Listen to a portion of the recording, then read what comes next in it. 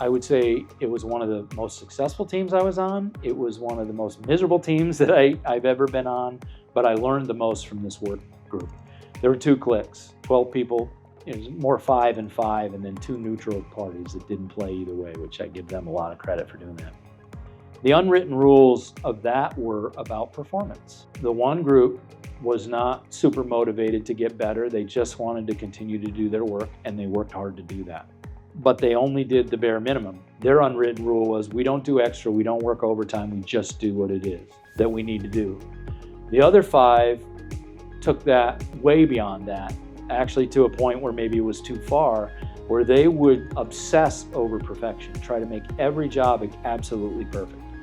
And so their unwritten rule was, you don't quit until the job is done. And that became their mantra. And the 2 teams constantly fought. They both had spokespeople, so when we got into group meetings, those 2 spokespeople fought. The supervisors and the leads and the people who led the group watched it happen, but the team was being so successful, they didn't want to mess with it, so they didn't.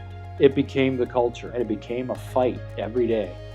So for the people who enjoy confrontation, it was a fun workplace. It was toxic, it was painful, but for the people who didn't, which was most of them, it was very painful.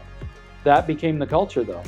We were a successful team. We were defined as one of the better teams in the organization, not because we were friendly or happy, but because we were providing successful service every day, regardless of what we were doing.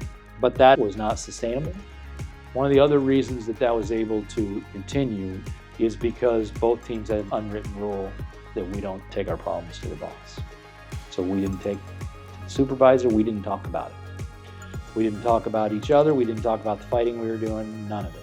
And again, that just fed the negative culture and started hurting people. And there were multiple people who had substance abuse problems on the team that got worse because of this issue. And so you can imagine that it just wasn't a great place to be. And, a lot of people are trying to get out. And then you've got that dichotomy of, I'm successful, our team's winning, we get all of this credit, but I'm in a culture that just is crushing me as a human being.